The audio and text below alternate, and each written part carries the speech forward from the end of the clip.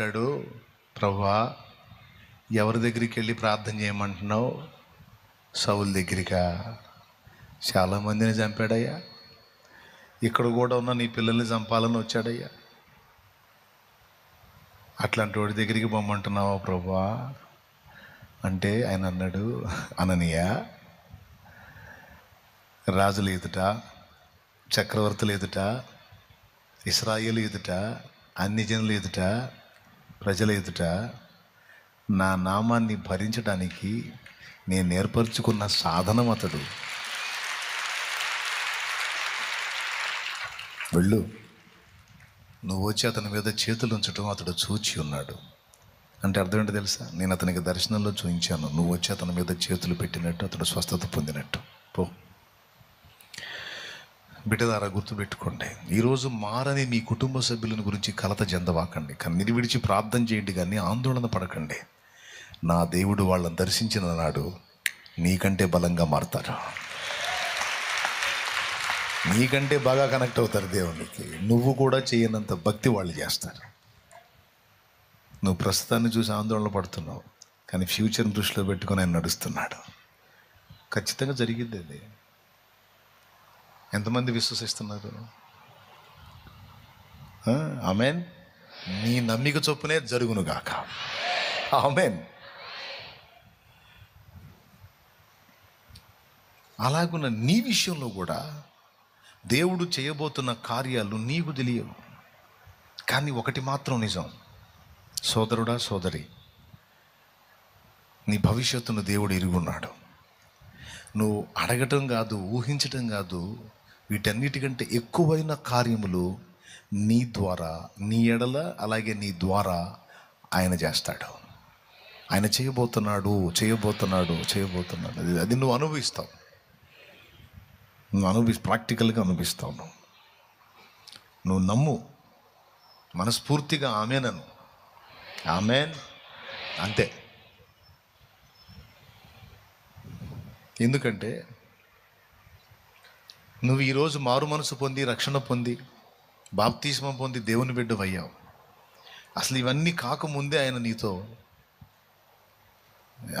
వ్యవహరించాడు, నిన్ను వెంటాడాడు, ఈ కార్యం నీకు చూపించాడు. ఈరోజు ఒకప్పుడు అన్యుడిగా ఉన్న నువ్వు ఈరోజు నిత్య జీవానికి వారసురాలివి అయ్యావు, దేవుని కుమారుడివి, కుమార్తె అయ్యావు. ఇది నీకు వింత. ఒక్కసారి నీ గతాన్ని ఊహించుకో, గత జీవితాన్ని ఊహించుకొని ప్రస్తుతాన్ని చూడు. ఈ లైఫ్ని నువ్వు ఊహించావా? ఈ రక్షణానుభవం, ఈ బాప్తిస్మం పొంది, పాపాలు కడుక్కొని, పరిశుద్ధపరచబడి, జీవగ్రంథంలో పేరు సంపాదించుకొని, నిత్య జీవానికి వారసులను అవుతానని నువ్వు అనుకున్నావా? అనుకోలే. కానీ ఈరోజు చూస్తే, కొంచెం నీ గతాన్ని వెనక్కి తిరిగి చూసుకుంటే అసలేం జరిగింది? ఈ వింతగా ఉంది నా జీవితం, భలే మలుపు తీసుకుంది అని ఈరోజు ఈ మలుపును బట్టి నువ్వు ఎంతో సంతోషపడుతున్నావు, ఎంతో ఆనందపడుతున్నావు.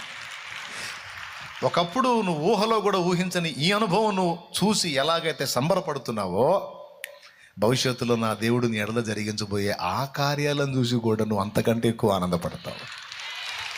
నమ్మితే మనస్ఫూర్తిగా స్తోత్రం చెప్పు అంతే, యేసునామంలో హల్లెలూయా. అదే జరుగునుగాక. సేవకులు కూడా, దైవజనులు కూడా చెప్తున్నా, అందరికీ పరిశుద్ధాత్మ ప్రేరణలోనే ఈ విషయాలు నేను మాట్లాడుతున్నా. నా దేవుడు ఆ కార్యాలు చేస్తాడు. ఆయన మన భవిష్యత్తును ఎరిగి ఉన్న దేవుడు. ప్రస్తుతానికి బాగున్నావా? మంచిది. భవిష్యత్తులో ఇంకా బాగుండేటట్టు నా దేవుడు కార్యం చేస్తాడు. నువ్వు ఇప్పుడు దావీదు అనుకోలా, ఇశ్రాయేలుకు రాజు అవుతానని దావీదు ఏమన్నా కలగన్నాడా? కనీసం వాళ్ళ నాన్నకు కూడా నమ్మకం లేదు.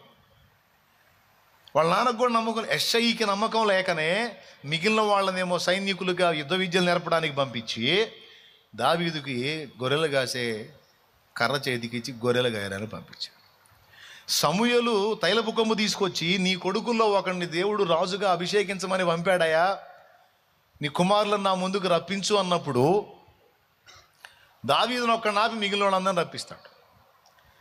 ఎందుకు ఆపాడు అంటే, యెషయి మనస్సులో దావీదు ఒక వేస్ట్ ఫెలో లాగున్నాడు. అనుభవం లేనోడు, పిల్లోడు, తెలియనోడు, తెలివి తక్కువోడు, ఆ గొర్రెలు గాయటమే కష్టవాడు. వాడు రాజయ్యి వాడు యుద్ధం వెలగబెట్టేది ఎక్కడుంది? లేదు, వాడు వేస్ట్ క్యాండిడేట్ అని ఆ ఒక్కడిని వదిలిపెట్టి మిగిలిన వాళ్ళందరినీ రప్పించాడు. వచ్చిన వాళ్ళ పక్కకు పొమ్మంటున్నాడు దేవుడు. నేను చెప్తున్నాను, ఈరోజు నువ్వు తిట్లు తింటుండొచ్చు, తన్నులు తింటుండొచ్చు, దూషణ పాలవుతుండొచ్చు, నువ్వు పనికి మాలిందానివనో, పనికి మాలినోడివనో, తెలివి తక్కువ దద్దమ్మవనో, నువ్వు ఏదో నిన్ను నలుగురు ఎన్ని రకాలుగా అనుకుంటారో నాకు తెలియదు. నీ ఇంటోళ్ళు, బయటోళ్ళు, ఆఖరికి నీ మనసులో నీకు కూడా నా అంత ఎదవలేడు, నా అంత పనికి మాలింది లేదు అని నిన్ను గూర్చి నువ్వు అనుకుంటుండవచ్చు. నాకు తెలియదు నువ్వేమనుకుంటున్నావు. కానీ ఒకటి మాత్రం నిజం, దావీదు గురించి దావీదుకు నమ్మకం లేదు, వాళ్ళ అన్నోళ్ళకి నమ్మకం లేదు, వాళ్ళ నాన్నకి నమ్మకం లేదు, ఎవరికి లేదు. అందుకే మిగిలిన వాళ్ళందరూ రప్పించి దావీదుని ఆపాడు. విచిత్రం ఏంటంటే వీళ్ళందరూ వేస్ట్ గాడు లేదా వేస్ట్ సరుకు అని పడేసినటువంటి ఆ వ్యక్తిని దేవుడు కోరుకున్నాడు. ఈరోజు ఇన్ని మాటలు పడ్డ నిన్ను దేవుడు ప్రత్యేకించుకున్నాడు. ఏ నోళ్ళైతే నిన్ను అలా సణిగినాయో, గొణిగినాయో, తృణీకరించినాయో, దూషించినాయో, ఎగతాళి చేసినాయో, అయ్యే నోళ్ళు నిన్ను ప్రశంసించేటట్టు నా దేవుడు చేస్తాడు.